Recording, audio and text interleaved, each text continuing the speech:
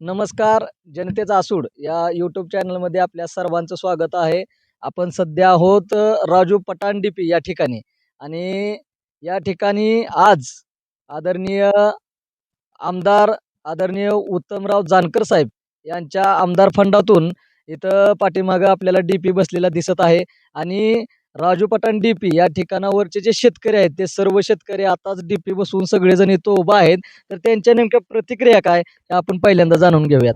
काय सांगाल, डीपी कधी जळला होता आणि कसा बसवून मिळाला? 5 दिवसापूर्वी जळाला होता. आम्ही गेलो चेअरमन साहेबाकडं, आमदार साहेबाकडं. त्याने आम्हाला डीपी दिला आणि आज बसला. बरं. काय प्रतिक्रिया आहेत काय आता पिकं जळायला लागली होती आमची, पाणी असून लाईट डीपी जळा.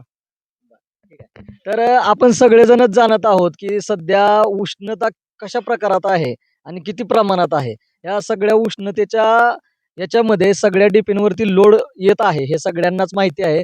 तर काय सांगाल, डीपी बसलेला आहे तर आपल्या प्रतिक्रिया काय आहे? सध्या एक 5 दिवस झालं डीपी जळून. आम्ही जानकर साहेबाकडे गेलो, भेटलो.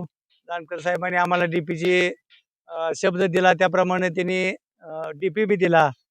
त्यात विजू पाटील यांनी मोलाचं सहकार्य केलंय. त्यांनी वारंवार म्हणजे शेतकऱ्याशी संवाद साधला, आमदार साहेबांची फोनवरनं चर्चा केली आणि पिकाची उन्हाची तीव्रता असल्यामुळं ज्यादा प्रमाणात पिकांचं नुकसान व्हायला लागलं होतं.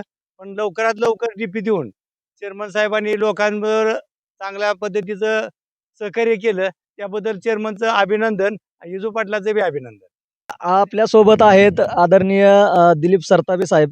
तर काय सांगाल, डीपी बसलेला आहे तर काय प्रतिक्रिया आहेत आपल्या? आमचा डीपी रविवारी जळला होता डीपी. नंतर आम्ही सोमवारी सगळी इथली सर्व शेतकरी चेअरमन साहेब म्हणजे उत्तमराव जानकर साहेबाकडे गेलो होतो. त्याने आम्हाला तात्काळ शब्द दिला आणि त्या शब्दाचं त्यांनी पालन केलं आणि आज आम्हाला डीपी बसवून मिळाले आहे. त्यांचं खूप खूप खूप आभार मानत आहे आम्ही सर्व शेतकरी. आपण बघत आहात की शेतकऱ्यांमध्ये खरंच आनंदाचं वातावरण आहे आणि या उन्हातानामध्ये सगळ्यांना माहिती आहे की परिस्थिती काय निर्माण झालेली आहे आणि अशातच चेअरमन साहेबांनी अगदी 4 दिवसांमध्ये हा डीपी बसवला. त्यामुळे शेतकऱ्यांमध्ये अतिशय आनंदाचं वातावरण आहे. अशाच नवनवीन घडामोडी पाहण्यासाठी आमच्या चॅनलला नक्कीच लाईक करा, कमेंट करा, सबस्क्राईब करा. धन्यवाद.